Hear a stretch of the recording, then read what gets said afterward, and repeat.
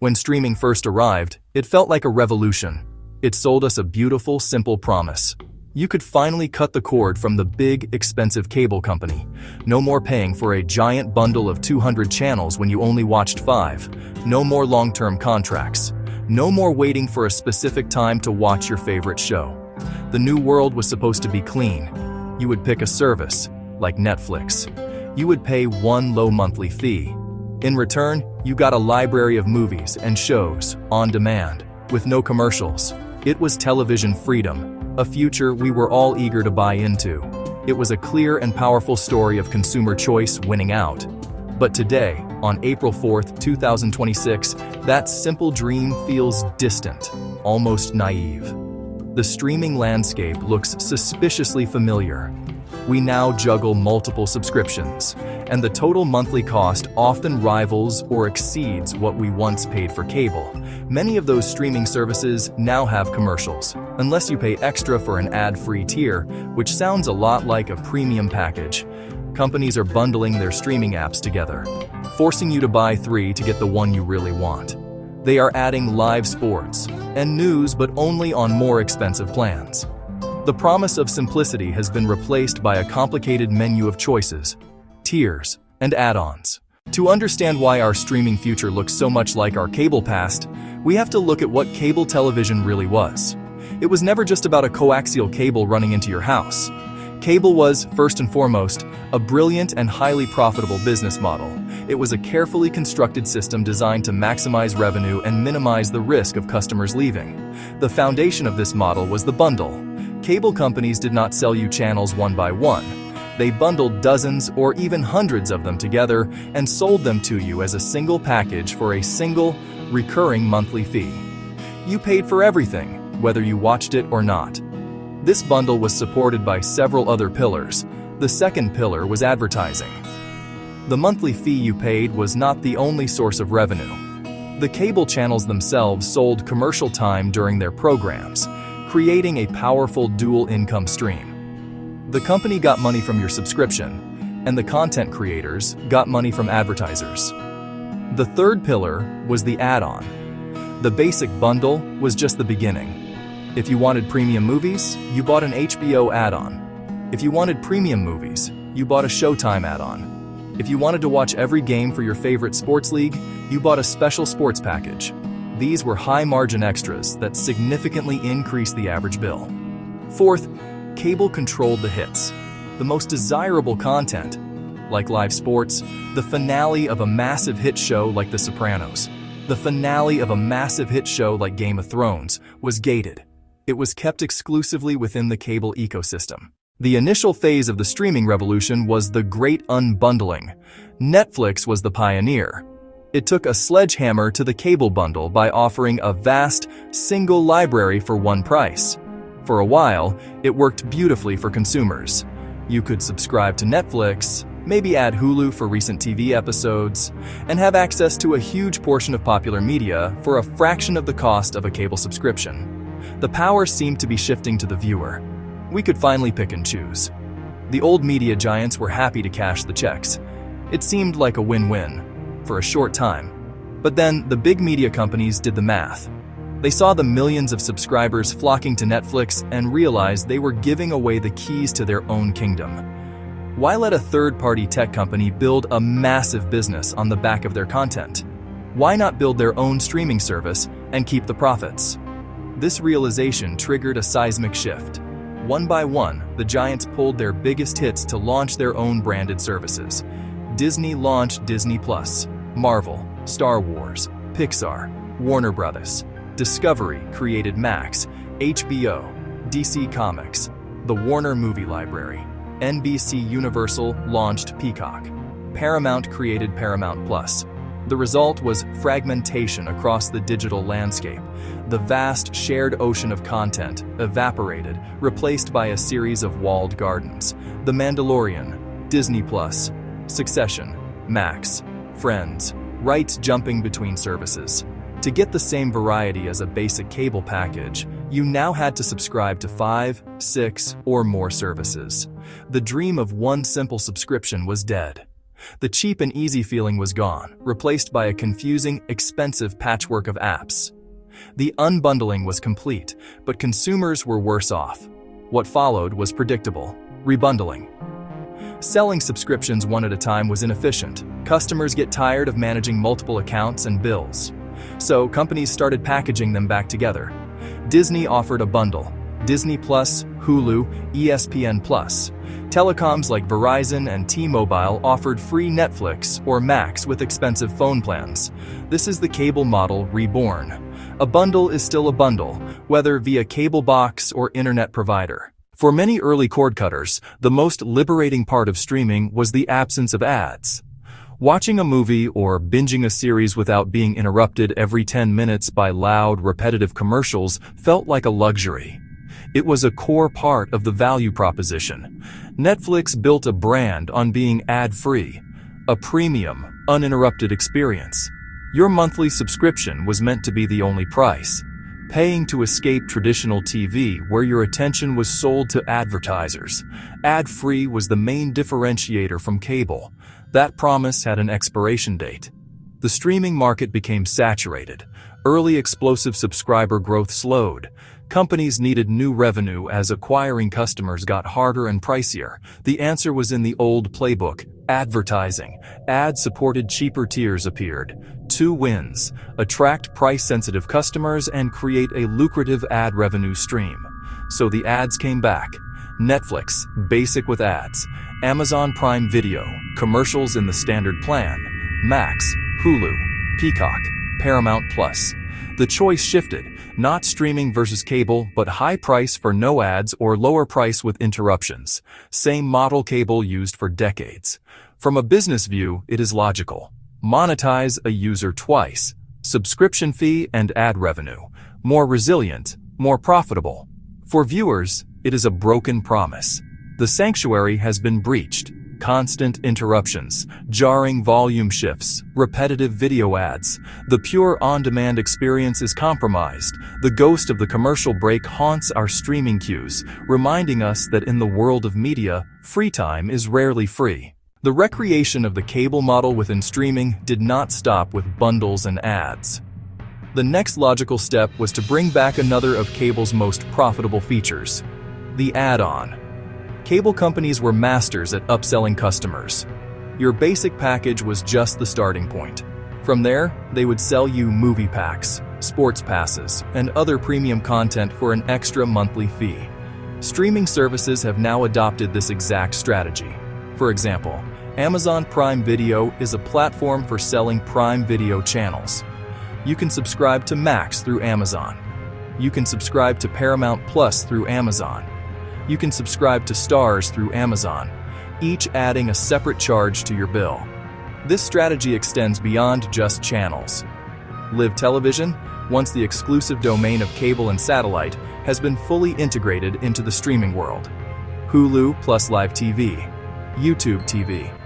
They offer a bundle of live channels, including local news and major networks, for a high monthly fee comparable to cable. They offer a bundle of live channels, including ESPN and CNN, for a high monthly fee comparable to cable. These services have become the new cable, offering the same product in a more modern package, but at a very similar price point. To complete the picture, streaming services even recreated the cable box's signature feature, the DVR. Today, live TV streaming services offer a cloud DVR. It does the exact same thing, but stores recordings on a server in the cloud. You can record live shows. You can pause live TV. You can skip commercials in your recordings, just like you could with your old cable box. It is a perfect one-to-one replacement of a classic cable feature, now sold as a modern streaming innovation. When you put all these pieces together, the resemblance to cable is uncanny. You start with a base subscription. You are then offered bundles of services. You can upgrade to a more expensive plan to remove ads. You can purchase add-on channels and content packs. You can pay even more for a package of live TV channels. And you can use a cloud-based DVR to record those live shows. Every key feature of the premium cable television experience from 15 years ago now exists within the streaming ecosystem. The technology has changed, but the business strategy of layering fees and features has been perfectly preserved. In the early, freewheeling days of streaming, account sharing was an open secret. It was common for a family to share a Netflix password with a college student, or for a group of friends to split the cost of a subscription. The services themselves seemed to turn a blind eye. Some executives even suggested it was a form of marketing. For users, this flexibility was another key benefit over cable. A cable subscription was tied to a physical address. You could not just give your cable box to a friend who lived across town. Streaming felt more personal and more generous. It was a perk that millions of people came to expect. That generosity, like the ad-free experience, was a temporary feature of the growth-at-all-costs era. As subscriber numbers plateaued and Wall Street began demanding profits, companies could no longer ignore the millions of non-paying viewers using their services. They started to see password sharing not as free marketing, but as lost revenue. The logic shifted from attracting users to monetizing every user. This led to a widespread crackdown on account and password sharing, a move that directly mirrors the strict, household-based access rules of the old cable companies. The open-door policy was over, and the digital gatekeepers arrived. Netflix was the first to make a major public move. It began using IP addresses, device IDs, and account activity to determine a user's primary location, or household users outside of that household were prompted to get their own account or be added as an extra member to the original account for an additional monthly fee. Disney announced it would be implementing similar measures for Disney Plus and Hulu. The message was clear: one subscription is meant for one household. This is precisely the same principle that governed cable television, where a single subscription served a single physical address. The once blurry lines were being drawn in sharp ink. This shift feels like another betrayal to many longtime subscribers. It is the removal of a feature that people had come to value. It feels like a service they pay for is becoming less useful. For families with complex living situations, like college students, divorced parents, or frequent travelers, these new rules can be frustrating and confusing. The act of policing logins and tracking locations feels intrusive. It replaces the feeling of trust with one of suspicion. Why did this happen? Was there a grand conspiracy to trick everyone? The reality is less sinister and far more predictable. The transformation of streaming into a new version of cable was not a mistake or a betrayal. It was an inevitable business pivot. The first decade of streaming was a land grab. Companies like Netflix burned through billions of dollars in venture capital and debt. Their primary goal was not profit. It was to acquire as many subscribers as possible, as quickly as possible, to establish a dominant market position. They subsidized the true cost of their service, offering it at a low price to hook us in. This phase of rapid, unprofitable growth could not last forever. Eventually, investors and shareholders demand a return on their investment. The focus must shift from growth to profitability. When a company must make its business sustainable, it looks for proven revenue methods. The most successful model in history was the cable television model. It had been stress-tested for decades and worked. So streaming companies began adopting its core components, not out of malice, but out of financial necessity. Creating high-quality original shows and movies is incredibly expensive. A single season of a prestige drama can cost hundreds of millions. Securing rights to broadcast live sports can cost billions per year. A low-cost, ad-free subscription model cannot generate enough revenue to cover these massive, ongoing expenses and still turn a profit. To make the numbers work, companies needed more revenue streams, bringing back ads, selling add-ons, bundling services, charging more for premium features. They changed delivery technology, from cable to internet, but could not escape the fundamental economics of the media business. Profitability requires multiple revenue streams and ways to increase what each customer pays. Tiered pricing, bundles, ads, add-ons. The cable model is the perfect blueprint for that. The shift was not a plot to trick consumers. It was a predictable response to immense financial pressures.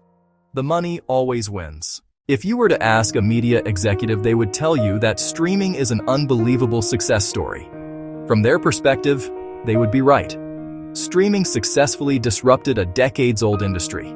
It shifted viewing from linear schedules to on-demand. It built global platforms reaching hundreds of millions.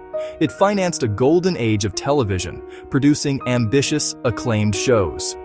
After a long, expensive journey, the industry found a clear path to profitability. It did so by adopting the reliable business tactics of cable. But for the customer, the story feels very different. We were promised simplicity, choice, and affordability. We were supposed to be the winners. Instead, it is more complicated and just as expensive. We traded one monthly bill for 5 or 6. We traded one remote for a confusing mess of apps. We traded a clear, if overpriced, bundle for a fragmented landscape, where shows are scattered across many services. Each service demanded its own fee. The feeling of being tricked comes from that disconnect. We were sold freedom and control. Advertisements and the tech press told us we were in charge. We could pay for only what we wanted. But the system was reconfigured around us until it felt familiar again. Streaming did not just digitize TV, it digitized the cable business model. It took the bundle, the tiers, the ads, the add-ons, and rebuilt them inside apps. The product is the same, only delivered differently. Streaming succeeded as a business but failed on its promise to consumers. It did not become a cheaper, simpler alternative to cable long-term. It simply became cable's next evolution. Sleeker, more modern, but still maximizing revenue through bundling, tiered pricing, advertising. The takeaway: the revolution was televised. The industry won, not the customer. We cut the cord, but the business model followed us online. The journey from the promise of streaming to the reality of 2026 has been a masterclass in business evolution. We started with a dream of a la carte television, a world where we could pick and choose our entertainment with unprecedented freedom. For a moment, it seemed real. We had 1 or 2 low-cost subscriptions that gave us more than we could possibly watch, all without a single commercial. It was a clean, elegant solution that put the viewer in control. That dream was powerful, and it was what convinced millions of us to finally cut the cord and leave the old world of cable behind for good. But as we have seen, that simple world was not built to last. The fundamental economics of creating and distributing expensive content eventually caught up. The streaming industry, in its quest for sustainable profits, looked backward to find its future. It systematically resurrected the very tools the cable industry had perfected over decades. It brought back the bundle packaging different services together. It brought back ads, creating different price tiers based on a viewer's tolerance for interruption. It brought back premium add-ons, upselling us on extra-channel sports features like a cloud DVR. Finally, it brought back strict household rules, cracking down on sharing to ensure every viewer was a paying viewer. The end result is that the streaming services on your phone, your tablet, and your smart TV now function as a distributed, digitized cable system. The principles are identical. The goal is the same: to get as many revenue streams as possible from each household. The main difference is that the friction is now on our side. Instead of one bill, one box, and one remote, we have many bills, many apps, and many passwords. We have traded the simplicity of a single frustrating provider for the complexity of managing multiple frustrating providers. The system did not get destroyed, it just got atomized. So, what is the final simple takeaway? Streaming did not kill the cable business model. It digitized it. It took the soul of the old machine and put it into new, sleeker software. The promise of a simpler, cheaper world was a temporary marketing strategy for a growth phase, not a permanent new philosophy. When you look at your credit card statement and add up the costs of Netflix, Disney+, Max, and all the others, remember what you are paying for. You are not just paying for shows. You are paying into a system that learned all the old tricks. The future of television is here, and, it looks an awful lot like the past. So no, streaming did not fail. It succeeded, just not in the way customers imagined.